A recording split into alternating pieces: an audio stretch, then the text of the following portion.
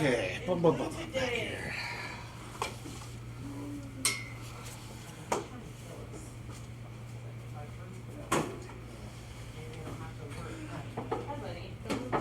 We're gonna be a little bit video heavy today. Let you know. Okay.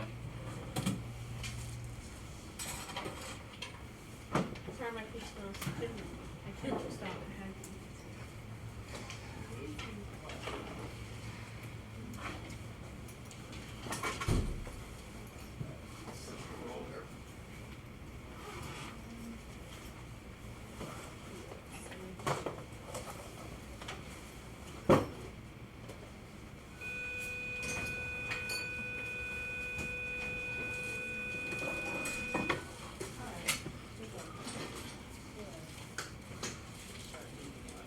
Good morning, folks. Let's see. Devin and Liddy. Jasmine? Okay, Jasmine's not here. Yet. I know the She'll way be it here. works. But there'll be a good excuse, I swear. Okay, Andrew, Lara, Antonio, and Tyler Platts, Catherine, and Samantha.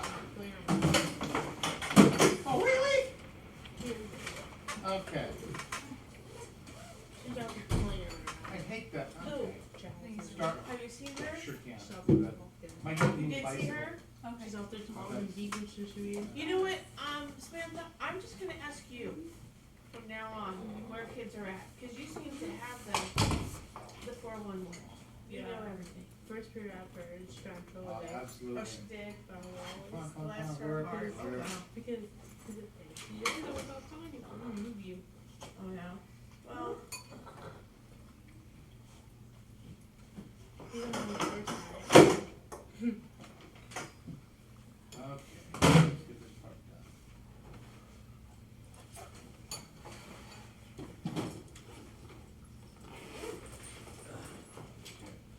Okay, so we're good. Now, uh-oh.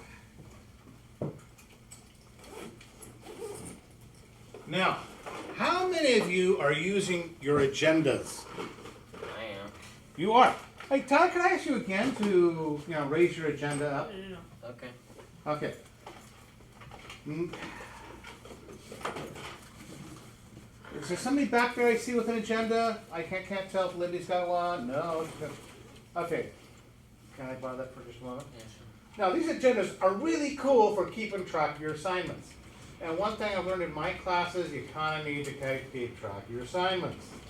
Where you going? So, basically, it's got spots in here like it's got big sections there. I really do want my stuff written down, and I'll always give you a moment to do that. Okay? So, under U.S. history, have that written down. We'll be doing more than that. We'll get past that part. You go back.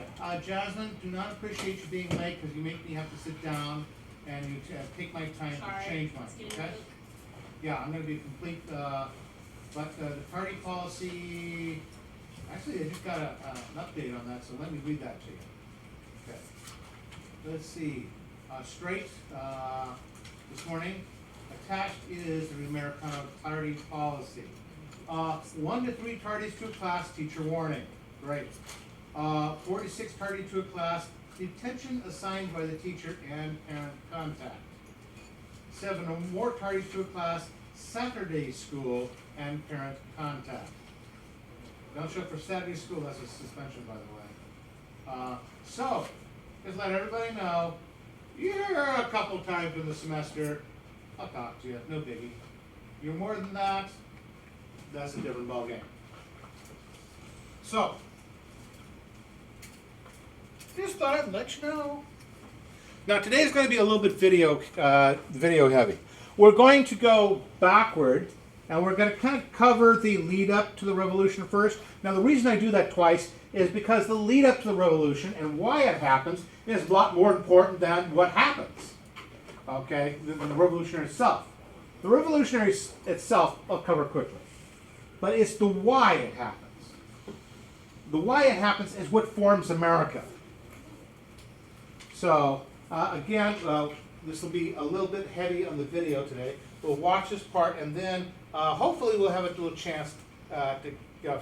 We've gotten to the taller blocks. So we're going to kind of go over some stuff again. That's the way that this video program is set up, but I think it's a good idea to revisit what happened. I can give my lecture, I can put stuff on the board, but it's nice to sometimes you also, see a video of that. Because this is really important. This is one of the more important things that you will learn about history in your life. Because it also is about how people behave. Remember, a person will put up a huge amount of taxes if they think they're getting their money's worth. And they also think that their government has a right to get that, their government and their friends have a right to get that tax money. The minute that belief isn't there, people will resent every last penny. And it leads into a whole bunch of other crime. And people don't like being controlled. We're starting to see that now as California hits 40 million people. And the more crowded a state is, the more freedoms you have to take away in order to people to be able to survive with each other. The more rules and regulations have to be in place. So we have to take a look at what point do everybody just goes, blah, too much.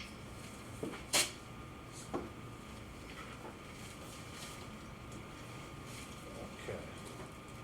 And that's a real concern. I mean, 40 million people in this state.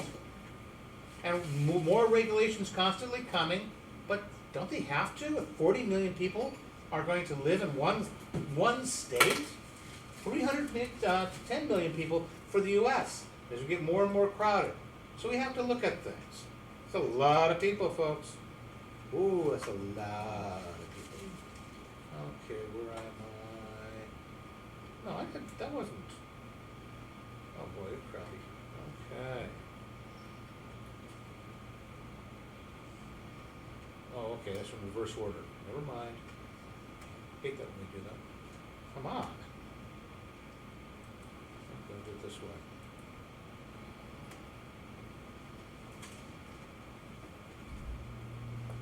Okay, this is where we kind of left off.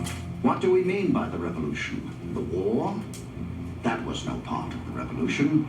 It was only an effect and consequence of it. The revolution was in the minds of the people. And this was effected from 1760 to 1775 in the course of 15 years before a drop of blood was drawn at Lexington.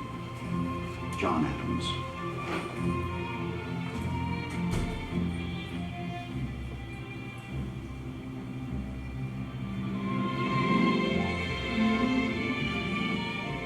In the decades before the War of Independence began, the 80% of the American colonists who were white enjoyed standards of freedom and prosperity nearly unequaled anywhere else on Earth. The riches of a vast, untamed continent were theirs for the taking. We can't look at America today and even begin to imagine what it was like then. First of all, there were only 2.5 million people, spread all the way from Maine to Florida, and they were all close to the ocean. There were 4 cities that had a population of over 10,000. The rivers themselves were obstacles to movement on the land. There was no bridge across any major river. The rivers were highways leading from the ocean inland, but obstacles to movement if you wanted to go from one colony to another colony. It was wooded. The squirrel could have traveled to every acre in the 13 colonies and have never touched ground, just going from tree to tree to tree. The colonists saw themselves as the freest people in the world, living in the kind of society envisioned by 18th century philosophers. Land was cheap, it was available, society was fluid, the social ladder was short, but it was shaky too. Easy to become rich, easy to become poor. Wealth was accessible through hard work and perseverance, and wealth was the key to movement up that social ladder. For over 3 decades, beginning in 1732, a self-made Philadelphia printer and writer named Benjamin Franklin reflected that colonial attitude in his popular magazine, Poor Richard's Almanac.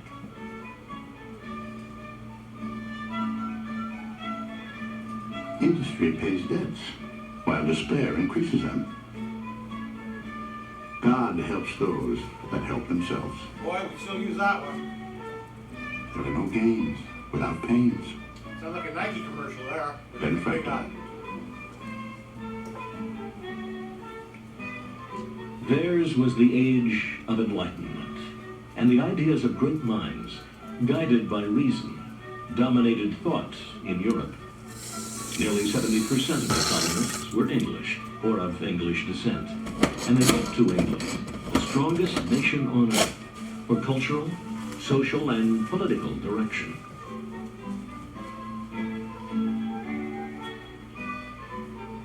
The temper and character which prevail in our colonies are, I am afraid, unalterable by any human art. An Englishman is the unfittest person on earth to argue another Englishman into slavery. Edmund Burke, English statesman.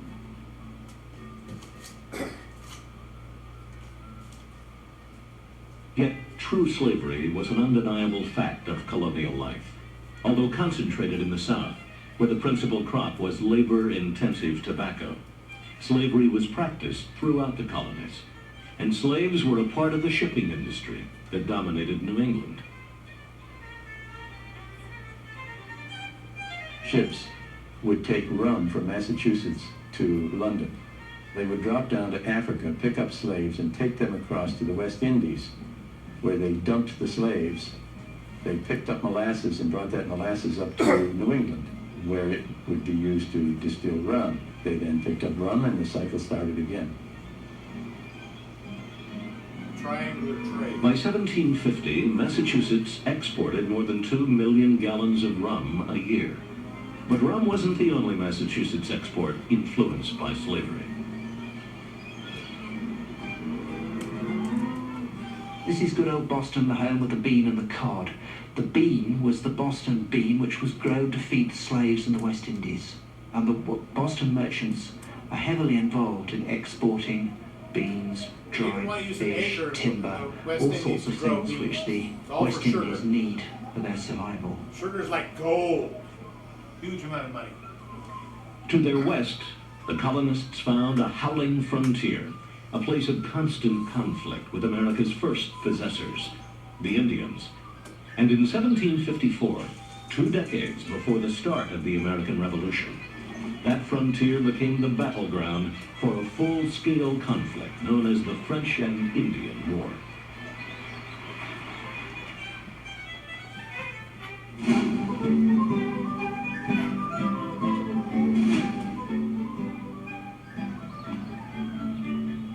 In the mid-1700s, the rich and wild Ohio River country became an area of dispute between the French, who were the possessors of Canada, the British, who were the possessors of colonies along the East Coast, and Native American groups. One of the reasons why the colonists, the American colonists, clung to the British during most of the time that they were here in North America was this fear of French encroachment with the help of the Indians.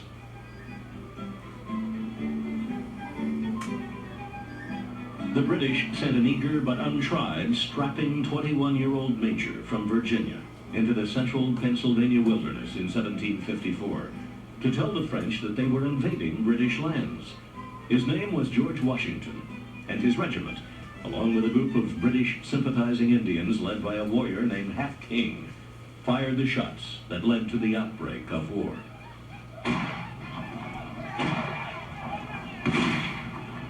I heard the bullets whistle, and believe me, there is something charming in the sound.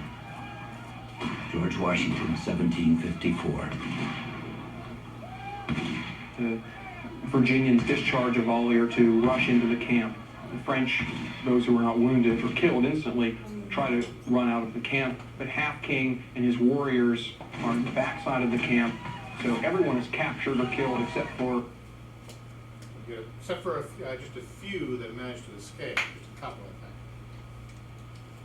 But the tragedy is yet to unfold. one of the 2 soldiers who make it back to spread the word. Jumonville, the commander, is initially captured and would have been kept hostage or interrogated. However, At this point, the Half King strode up to Jumonville and probably with a club very similar to this, struck him down right in front of Washington, and that was it. Weeks later, the French and their Indian allies forced Washington's surrender at his hastily constructed fort. But unbeknownst to him, a surrender document written in French accused him of assassinating a French diplomat, namely Jumonville. He signed the document. So George then became catapulted onto the international scene as a character who had wantonly shot down this poor innocent Frenchman who was, of course, nothing of the sort. The causes of the war, of course, were much more profound. The British had decided that they were just not going to put up with the French in Canada. The alleged assassination of Jumonville was the match that ignited a war that would continue for 5 years in America, 7 years on the world stage. The war finally turned in favor of the British at a 1759 battle for the fortress city of Quebec, located strategically on high cliffs above the wide St. Lawrence River. Whoever controlled Quebec controlled the St. Lawrence, and whoever controlled the St. Lawrence controlled the interior of Canada. Here, nearly 5,000 British met over 4,000 French soldiers. British General James Wolfe lost his life, but won the battle. Canada became a British possession, and France all but withdrew from North America. Once this threat to their well-being was removed, then the colonists began to think, well, do we really need to be run by this pipsqueak island off the coast of Europe? They began to see themselves as the true possessors of this vast continent. And the seeds of the American Revolution were sown in this rout of the French. But the British saw it another way. They had fought a war defending the American colonies that had left the British treasury with a crushing debt. The colonies would have to pay their fair share.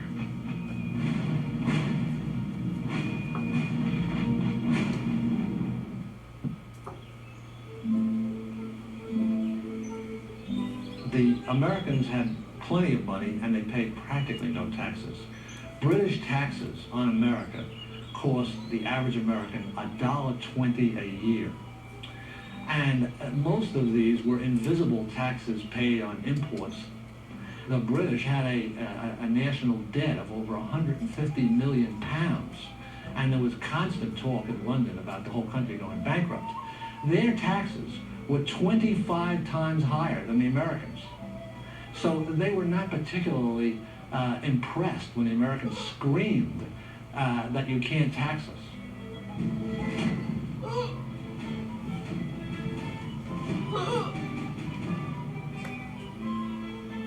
With a population of over 20,000 in the 1760s, the thriving New England port of Boston was, after Philadelphia, the second largest city in America. Here, political radicals known as Whigs or Patriots first felt the burden of British taxation and resisted it. As early as 1760, a Boston lawyer and political theorist named James Otis saw the seeds of tyranny in arbitrarily imposed taxes. There is a man who is forgotten, and he's more important than any of them, at least as far as the way that the revolution started, and that's James Otis. It was his writings which were the inspiration for Sam Adams, John Hancock, and indeed all the others.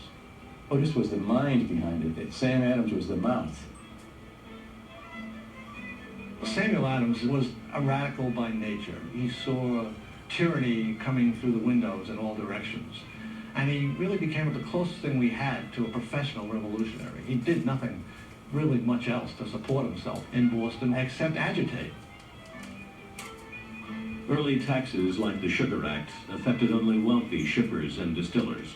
But in 1765, the Stamp Act affected everyone by mandating that a stamp purchased from the British government be embossed on all legal documents and newspapers. Sam Adams used the growing opposition to Britain's new laws to organize a political action group named the Sons of Liberty.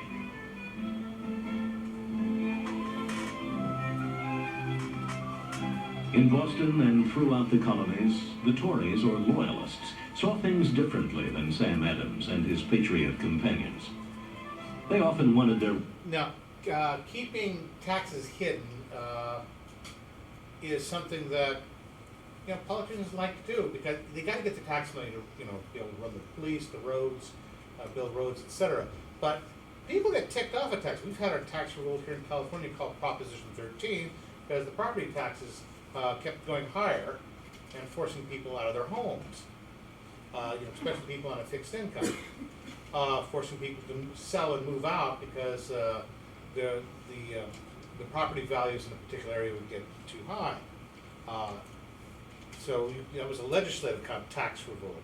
But in Europe, they use what they call a value-added tax. That means from every state, for every step of production of an item, from changing it from, let's say, iron ore to steel, from steel into plate, from plate into, you know, the finished item.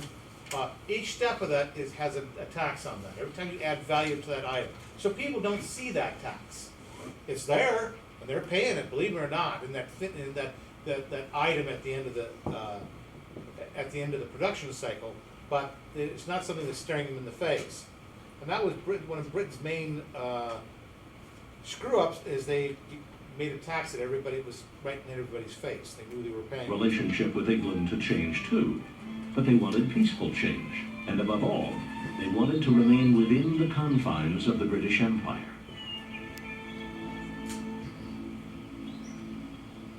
John Adams divided the population up into thirds. He said a third were for the revolution, a third were opposed, a third were neutral.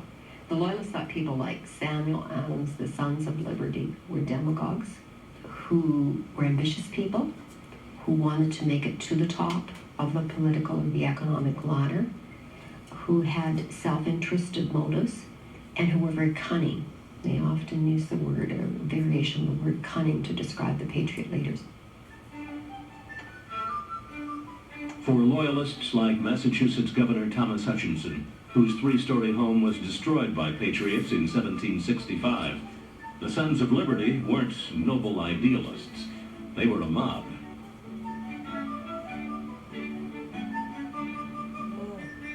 They call me a brainless Tory. But tell me, which is better? To be ruled by one tyrant 3,000 miles away, or by 3,000 tyrants not a mile away? Mather Barnes, Boston Loyalist. One common way of dealing with Loyalists was to put hot tar on their bodies and put chicken feathers on top of the hot tar and take the person in the cart up and down Main Street so that everybody in the community could show their disdain for these people. Britain, secure in her might, refused to be intimidated by her upstart colonists. She would tax as she pleased, and her colonies would behave and pay. The colonies are not to be emancipated from their dependence on the supremacy of England. George III. George III was certainly not a tyrant. He was devoted to the Constitution as the British knew it, a constitutional monarchy, parliamentary monarchy.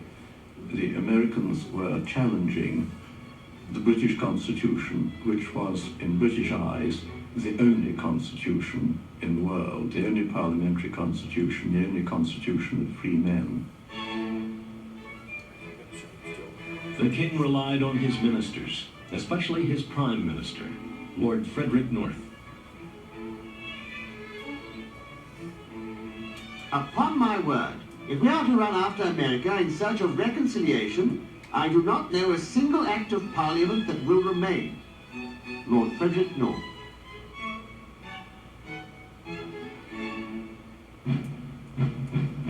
To protect their tax collectors and government officials from mobs like the Sons of Liberty, Britain began to quarter permanent troops in Boston. Their presence led to the event sensationalized in this engraving by Paul Revere. His friend Sam Adams fully exploited the event in his propagandistic writings, referring to it as the Boston Massacre.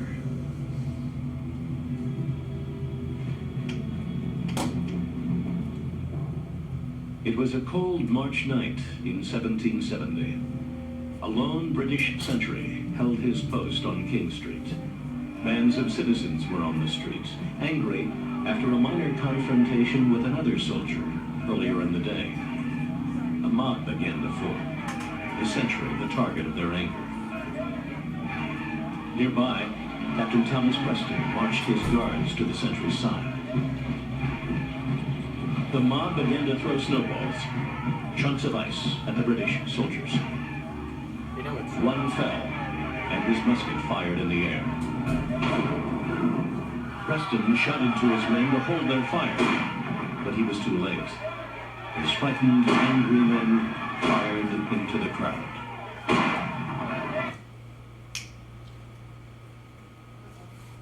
Boston.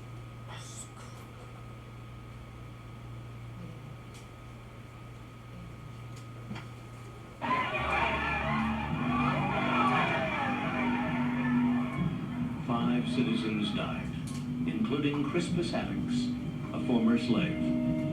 Sam Adams demanded that the soldiers be tried for murder and that all British troops be removed from Boston. Governor Hutchinson, fearing rioting, ordered the troops removed from the city proper. Later in the year, the soldiers from the massacre were tried. They were defended by 3 men, including one of the finest lawyers in Boston, a patriot, Sam Adams' cousin, John Adams. Facts are stubborn things, and whatever may be our wishes, our inclinations, or the dictates of our passions, they cannot alter the state of facts and evidence. John Adams at the Massacre Trials.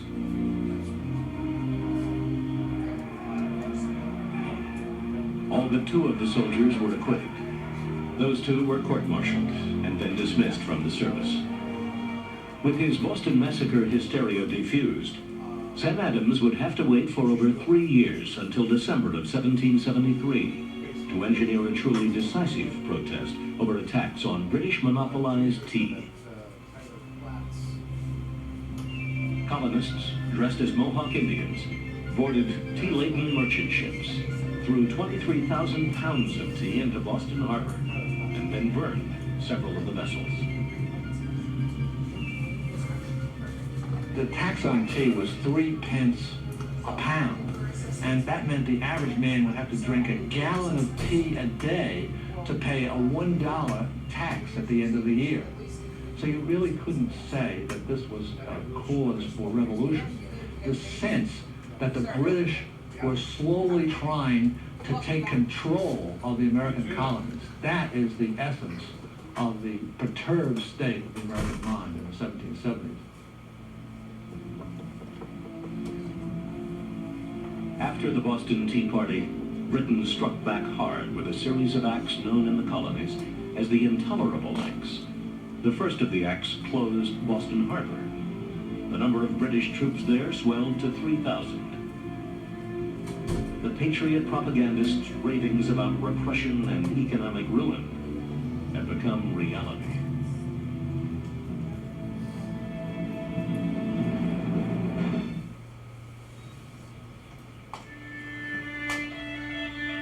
In Williamsburg, Virginia, at a 1765 session of the House of Burgesses, Radical Patrick Henry proclaimed in a fiery speech that taxation without representation is tyranny. One of the few things we remember about the American Revolution is no taxation without representation. Benjamin Franklin, when he went to England to act as more or less the unofficial representative for several colonies, he wound up really speaking for all of them, he was told by the people he was representing, under no circumstances should he ever accept a deal for representation in the British Parliament. The last thing they wanted was to be represented in the British Parliament because they knew that they would be totally outvoted. No taxation without representation was strictly a slogan. It was much more than simply taxation without representation. It was a war of ideas.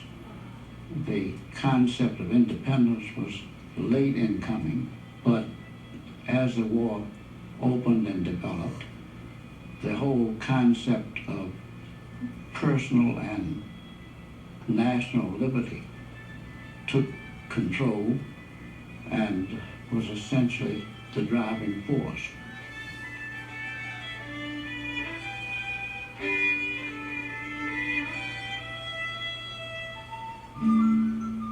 The Revolutionary War was not only a war between Britain and her American colonies, it was a civil war. Families were torn apart. There was a huge portion of the population that remained loyal to the king and to England throughout the war, particularly in the American South. I will tell you right now, the American South is flat out ugly. There's no other way of talking about it. We're talking about neighbor killing neighbor, neighbor killing neighbor's wife, neighbor, it was awful. I mean, it was during the time of the Revolution, it must have been hell to live in most of South Carolina, for example.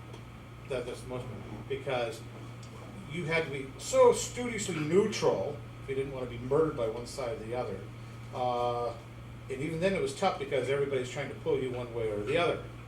And whether your house is going to be burned down, or there's some atrocities going to be committed on you at your family. The rules of war just don't apply when it comes to civil war. Okay, it's ugliness personal. So I can't tell you how bad it was in the South. Family against family and brother against brother, just as fierce in its reality as the American Civil War of later years. One of the families the war would split apart was that of Benjamin Franklin, the self-taught genius who was one of the leading scientists, inventors, writers, and diplomats of his century. The relationship he would lose to the irresistible tide of war was that with his illegitimate son, William. William was with his father when the kite experiment was performed. He was not the little boy that's generally depicted. He was in his early 20s, but he certainly was there, and he took a great interest in all of his father's experiments. A friend remarked that they were more like brothers than father and son. They were very, very close. He has good principles and good dispositions, and I think is not deficient in good understanding. Ben Franklin and William, 1762.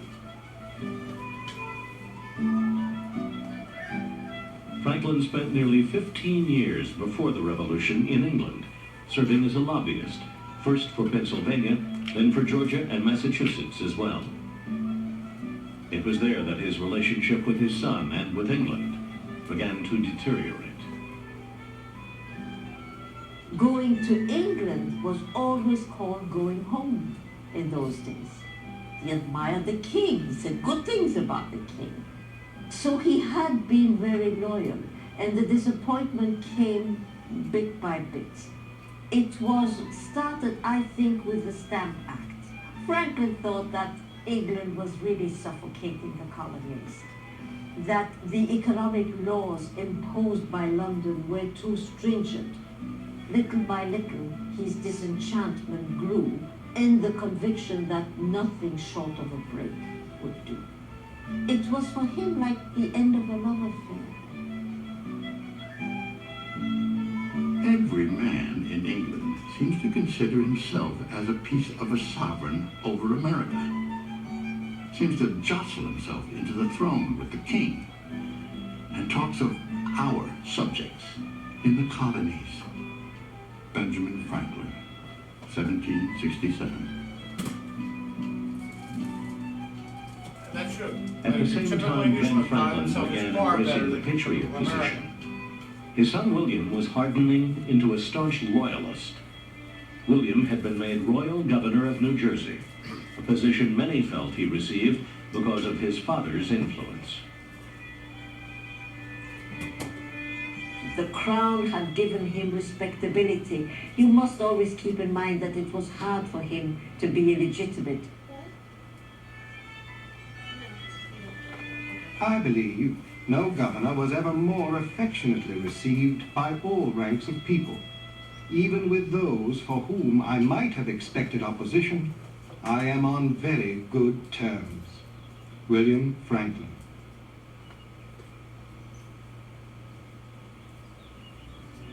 Ben Franklin's irrevocable split with England came in 1774, when he was humiliated before Britain's Privy Council after leaking documents that supposedly revealed Massachusetts Governor Thomas Hutchinson as the instigator of Britain's tax policies in America.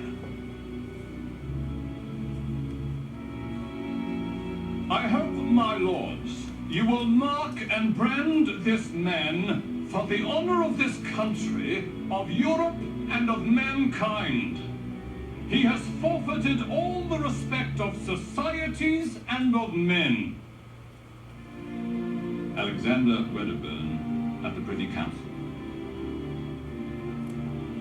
From then on, his effectiveness in England was pretty much ended as a lobbyist. In fact, when Franklin left England on the eve of the Battle of Lexington, it was to avoid arrest. Had he stayed, he would have been arrested and thrown in jail. Benjamin Franklin sailed home to join the 2 million Americans whose lives would be permanently changed by the coming war. By the war's end, he would be the most famous man in the world, but would also be forever alienated from his once beloved son.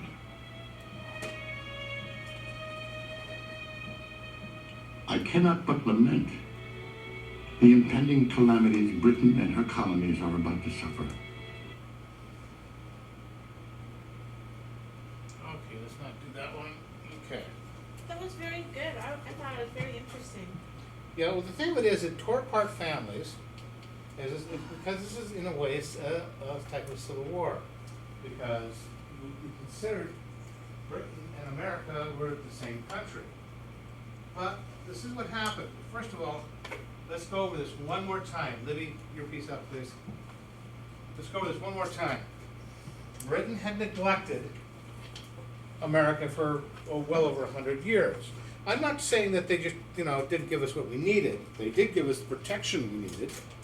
I mean, it was regular British troops who kept the frontier settlements from being wiped out on a regular basis. But at the same time, they never bothered to tax us. They never bothered to run the affairs in the colonies. Now, driven by the need for money, because they're broke, defending us, they're broke, they started, I'll get you in a minute, they need to get the money. And since they're having a hard time getting the money because people scream, they need to start putting controls on the Americans. They started appointing government saying, no, you can't put your own men in, we'll put the men in. Troops, yes, it looks like you need some troops to keep order. That kind of stuff is just bound to set off people, and they just don't get it. It's all about typical human behavior. Someone who's never paid taxes before isn't just going to submit to being taxed, because it's a matter of, you never needed that money from me before, why now? And really, what have you done for me lately? Well, we saved all your homes from being burned down in the last war. Well, last war is last war. I mean, within 2 years of the end of the war, this stuff stops. The French and Indian War, this stuff starts happening. Actually, even faster, the taxes coming in. And as soon as the French are gone, what do we need Britain for? Now, if Britain had lost that war, or the French were still there, we would have probably had a whole different attitude. But then again, remember, America, I want you to think about this. America was freer then, provided you were white and not a slave, okay? I get that, or not a Native American. But for the people who consider themselves American at that time, the freest place in the world. Very few laws. You paid attention to what your neighbors, wanted you to do, rather than any government anywhere. And you had a lot of say over what happened, because there's so few of you. Now that you're one of 310 million. That's not a lot of individual say. There, you're one in your colony, in your state. Remember, it wasn't a country at the time. You would be one of maybe 200,000 or 300,000. And then, if your community, you're one of 1,500 or so, like that. You have some say. You can become famous fairly easy, or notorious, but you can make your mark if you really want to, because everything's, and the land is cheap. Land is cheap nowadays. Jeez, man, when the median house of a price in San Jose would get $1 million bucks for the half the houses still below and half above. It's like, oh my God. So, yes. Can I use the bathroom? Yeah. Go. Okay. So you get an idea. It's harder to move up the social ladder. It's still fairly easy to fall down the social ladder, let me tell you. But this is what happens when you get so many people living in one place. But there, people are used to doing pretty much whatever jolly well. How would you feel like this? You're living in no man's land, South Dakota, okay? And when you want a rabbit to eat, you pop open the back door and kill a rabbit. Well, guess what? A few years later, they build a city around your house. Can you anymore shoot a rabbit up? No, you've lost that freedom. Not because somebody was mean, it's because it was necessary, right? You can't have you shooting them down. You just can't do that. And so this type of thing happens. So, and it happens here in California. We see regulations tightening up all over the place all the time because there's almost 40 million people here. There were 20 million when I moved here. Go. Why is there no big, large cities in Alaska? Well, there's not a lot of population in Alaska. Because Alaska's awesome. Well, I just don't get why is there no population there? Because it's cold and it's dark half the year. God, it's cold. That's my kind of weather. Move to Alaska. But if you just want to live off the land in Alaska, the chances are you're going to do it. Yeah, you're not. Yeah. You gotta have some. Oh, remember that guy that ended up dying in his old bus? There's not the support. You just. No, it's hard. Yeah, it's a hard life. Down here, it's easy, man. You want to get a job? I've got the news for you. Maybe we should move nowhere. It's fairly easy to get a job now. I mean, we've had a rough time, for the last few years, but it's an easy time to get a job. Go to Alaska, not so easy. Okay, not so easy. Oh, by the way, and it's missing a lot of other amenities too. There's a lot of things you can't do because you don't have my hobby shop up there. No, I don't have hobby shops at all except in the. Yeah, they do. I bet they do have your hobby shop. We'll find. Oh, someday I will find out. You need to go up there. Okay. Yes, I know. I want to drive. Yeah, there you go. I really want to drive. I want to drive. It's a one-day drive from Vancouver. No, it's not. No. Go for her. No, not. First of all, it ain't a highway. It's still mostly gravel, isn't it? No, it's all paved. All paved now? Okay. Oh yeah, but many parts are one lane still. Oh, so one lane. And it's not like there's a McDonald's every couple of miles. Are you talking about one lane is really one lane or one lane each way? One lane each way. Okay. One lane each a lot of way. roads.